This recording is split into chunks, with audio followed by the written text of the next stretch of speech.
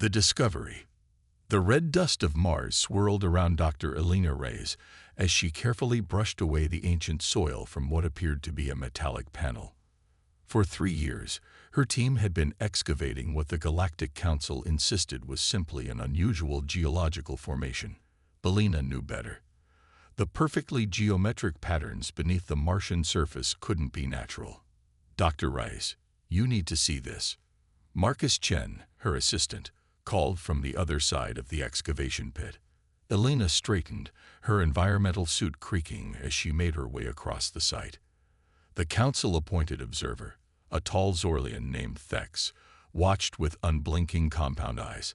He'd been assigned to monitor their scientific expedition 6 months ago, when Elena's team had started finding anomalies that contradicted official galactic records. Marcus pointed to a section of exposed metal where he'd cleared away the dust. Symbols were etched into the surface, symbols that looked disturbingly similar to ancient human writing. "That's impossible," Elena whispered, though she knew the evidence was right in front of her. According to official records, humans never set foot on Mars until 2037. This structure is at least 15,000 years old.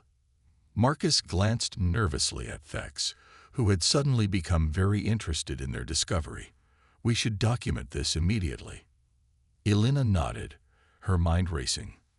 The Galactic Council had always maintained that humans were a young species, barely out of their planetary cradle when discovered by advanced civilizations 80 years ago. They portrayed themselves as benevolent guides, helping humanity join the galactic community.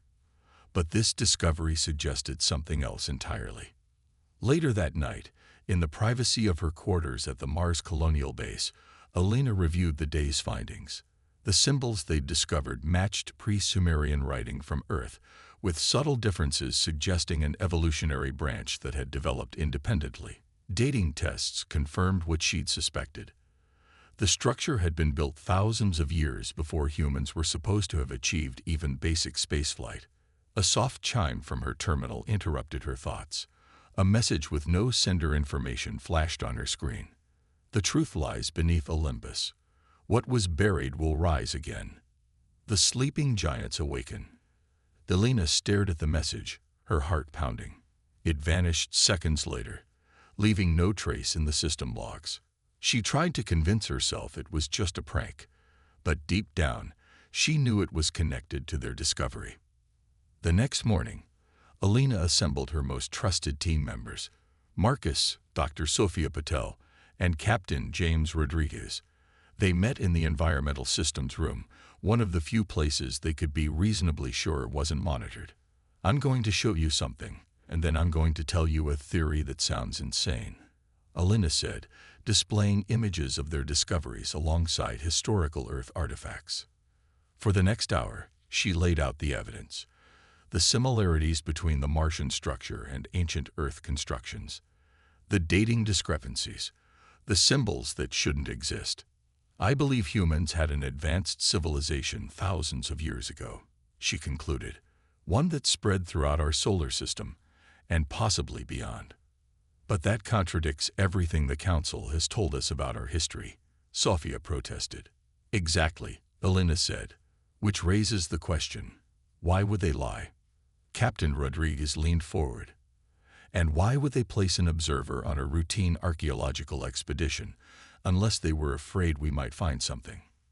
The team exchanged uneasy glances. The implications were staggering.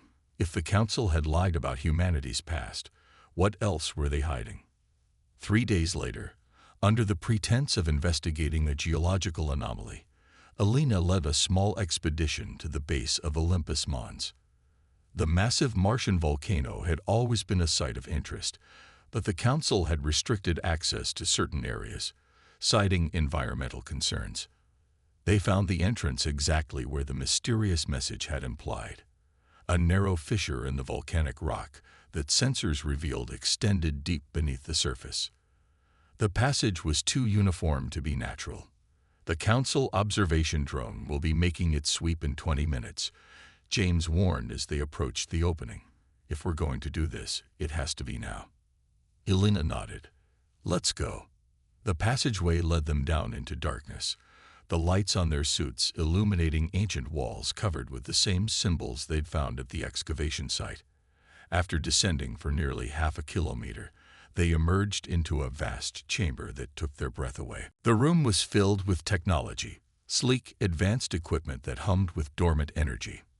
At the center stood what appeared to be a control console, its surfaces unmarked by dust, despite millennia of abandonment.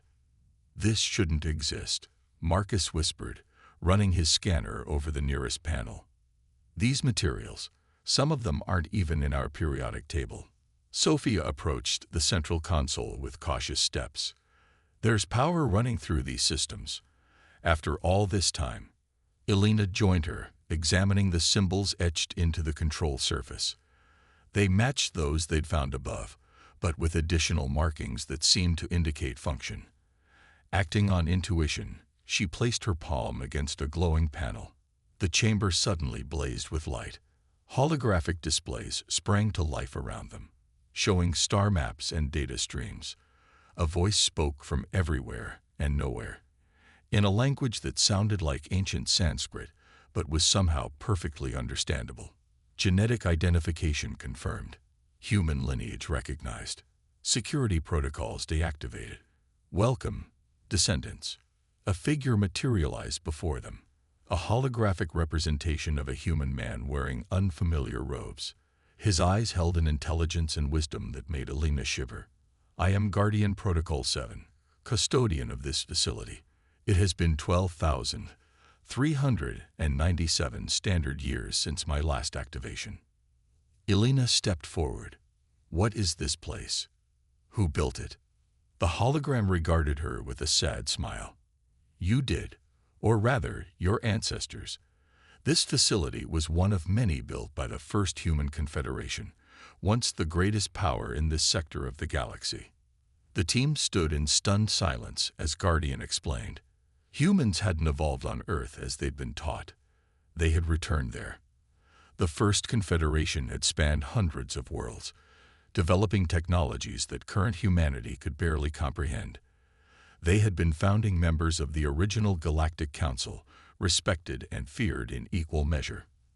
Then came the War of Ascension, Guardian continued. A faction within the Council feared human potential, our adaptability, our creativity, our capacity for rapid technological advancement.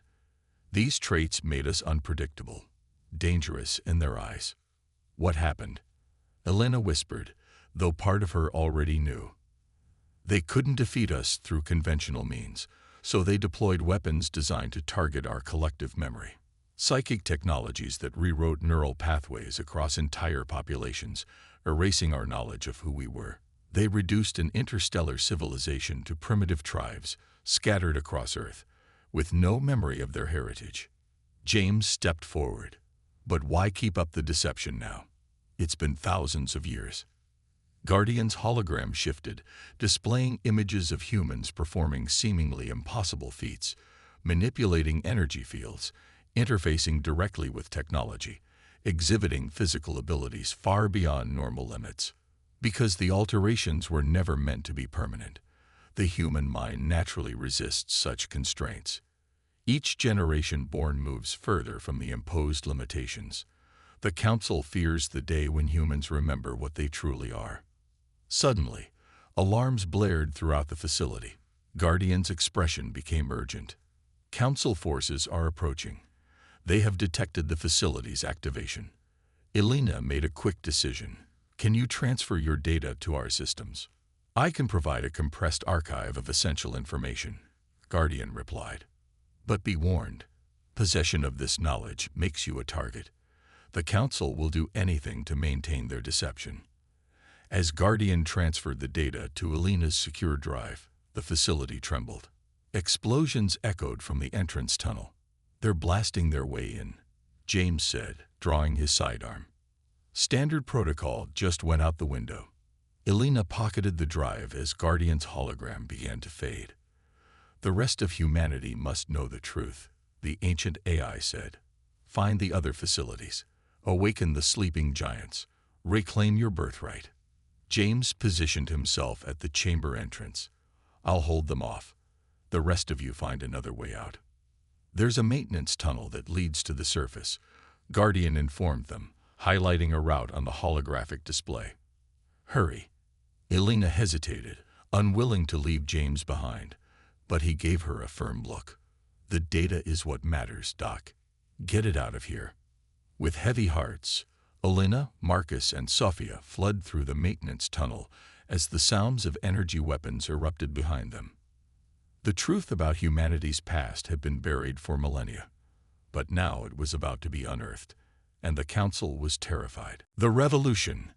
3 months after the Mars discovery, Elena Reyes sat in a dingy apartment on Europa, Jupiter's ice-covered moon. The small space had become the nerve center for what the media now called the Awakening, a growing movement of humans who questioned the Council's version of history. Another memory center went online yesterday, Sophia reported, entering the room with fresh coffee. Since escaping Mars, Elena's team had scattered across the solar system, establishing a network of resistance cells. "That makes 12 so far. People are starting to remember, Elena."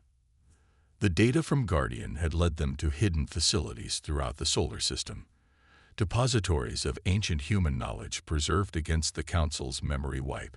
Each activation seemed to trigger something in nearby humans, as though proximity to their true heritage was breaking through thousands of years of genetic suppression. Marcus entered, his face grim.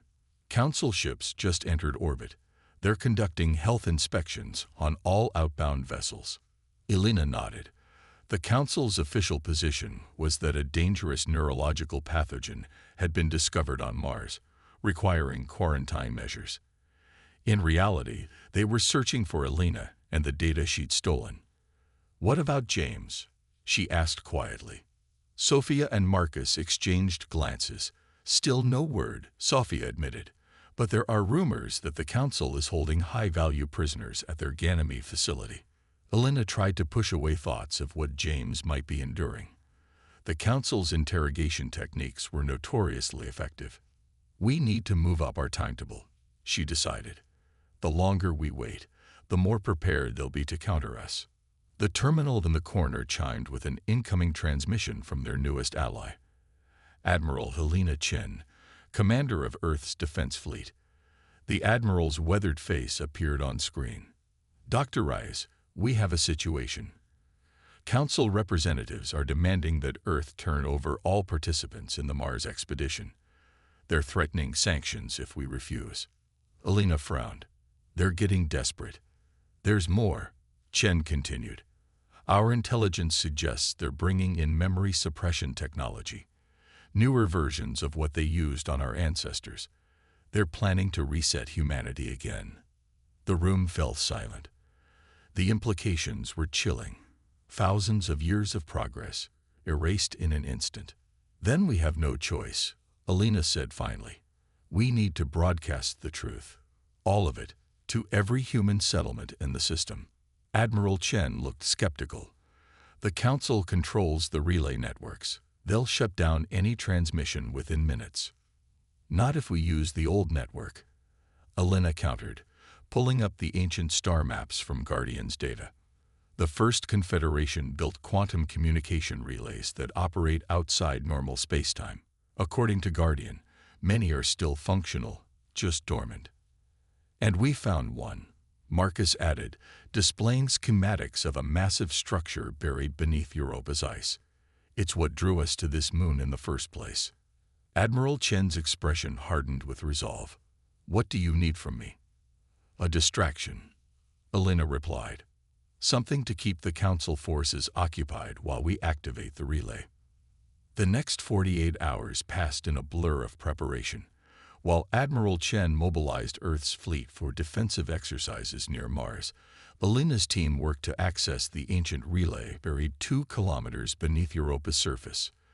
The facility was similar to the one on Mars, but vastly larger. As they made their way through corridors untouched for millennia, Elena marveled at the technology their ancestors had created, materials that remained pristine after thousands of years, energy systems that still functioned at near optimal levels. In the central chamber, they found what they were looking for: a quantum relay capable of instantaneous communication across interstellar distances, bypassing the Council-controlled networks entirely. "It's beautiful," Sophia whispered as they brought the systems online. The air shimmered with holographic displays, showing hundreds of human settlements throughout the solar system and beyond. Colonies that officially maintained only limited contact with each other through Council-approved channels. As they prepared the broadcast, Alina felt a strange sensation, a warmth spreading through her mind, accompanied by flashes of memory that weren't her own. Images of vast starships, of humans wielding technologies indistinguishable from magic, of worlds transformed by human ingenuity. "Are you feeling that?" Marcus asked, his voice hushed. The others nodded. The relay wasn't just communicating with distant systems, it was communicating with them, activating neural pathways long suppressed. Elena understood then what the Guardian had meant about the sleeping giants. It wasn't just about awakening ancient technology. It was about awakening humanity itself. With trembling hands, she connected Guardian's data core to the relay. "Let's tell everyone the truth." The broadcast began with a simple message: "We are not who they told us we were." What followed was the history that had been hidden. The rise of the First Confederation, humanity's expansion among the stars, the technologies they had developed, the worlds they had settled, and finally, the betrayal. How fear of human potential had led the early council to suppress an entire species, reducing them to primitive tribes with no memory of their heritage. Across the solar system, humans watched in stunned silence. On Earth, on Mars, on the moons of Jupiter and Saturn, in mining colonies throughout the asteroid belt, they received a history they had never known was theirs. But something unexpected happened as the broadcast continued. The ancient memories, dormant in human DNA for millennia, began to awaken. Reports flooded in from across the system, humans displaying abilities thought impossible: enhanced strength, accelerated healing, direct neural interface with technology, telepathic communication. The Council responded exactly as Guardian had predicted, with panic and aggression. Council warships moved to blockade Earth and the major human settlements, claiming the broadcast was causing mass hallucinations and threatening to quarantine affected areas. Admiral Chen's voice came through on a secure channel. "Dr. Rice, the Council fleet has engaged us near Mars. They're trying to force their way through to Earth." Elena watched the tactical displays with growing concern. Earth's fleet was advanced by human standards, but primitive compared to Council technology. They couldn't hope to win a direct confrontation. But then reports began coming in from the battlefield. Human ships were performing maneuvers that should have been impossible. Weapon systems were operating beyond their design parameters. And most incredibly, some human pilots were interfacing directly with their vessels, controlling them with thought alone. "They're remembering," Sophia whispered in awe. "It's happening faster than we anticipated." The tide of battle shifted. Council ships retreated in disarray, unprepared for humans fighting with abilities they weren't supposed to possess. Admiral Chen reported that the Council fleet had withdrawn to the outer system, apparently to regroup. But the greatest shock came hours later, when a massive vessel appeared in orbit around Jupiter. Unlike the sleek, organic designs favored by Council species, this ship was distinctly human in its aesthetics, but far more advanced than anything in Earth's fleet. A transmission came through on a frequency that Elena's systems shouldn't have been able to receive. A woman's face appeared, human, but with subtle differences that suggested generations lived away from Earth. "This is Captain Mira Takahashi of the Confederation Vessel Remembrance. We received your awakening signal. There are others of us, human colonies beyond Council space that escaped the memory suppression. We've been waiting for Earth to remember." Elena could hardly believe what she was hearing. There are free human settlements out there, beyond Council influence. Captain Takahashi nodded. "Small and scattered, but we've preserved the old knowledge. We've been watching, waiting for the moment when our Earth cousins would break free of the Council's conditioning." New reports flooded in from across the system. Council observation posts abandoned. Council representatives requesting emergency evacuation. The carefully maintained deception was collapsing. 6 days after the broadcast, a formal communication arrived from the Galactic Council. They were requesting negotiations, not with Earth's official government, but with Alina and her team. The tone was no longer condescending, but cautious, almost fearful. "They're terrified," Marcus observed as they reviewed the message. "Humans with their full capabilities unlocked are apparently quite frightening to them." Alina remembered what Guardian had shown them. The technologies the First Confederation had developed, the worlds they had transformed, the potential that human creativity and adaptability represented when unfettered. "We should be careful," she cautioned. "We're not looking for revenge or domination. We just want the truth and our rightful place." As they prepared for the unprecedented negotiation, more ships arrived from hidden human colonies, settlements that had maintained their knowledge and technologies in secret for millennia. They brought with them artifacts and records that further confirmed what Guardian had revealed. Humans had once been a power that made the stars tremble, not through conquest or cruelty, but through an unmatched capacity for innovation and adaptation. It was that potential, the unpredictability of what humans might become, that had terrified the early council into their desperate act of suppression. Now, humanity would reclaim its birthright, not to dominate, but to create, not to conquer, but to explore. The sleeping giants had awakened, and the galaxy would never be the same. As Alina prepared to meet with the council representatives, she reflected on the incredible journey that had begun with a simple archaeological dig on Mars. The truth had been buried deep, not just beneath the Martian soil, but within human DNA itself. And now that truth was free. The council had hidden humanity's past because they feared what humans might become. Now, they would learn what humans truly were.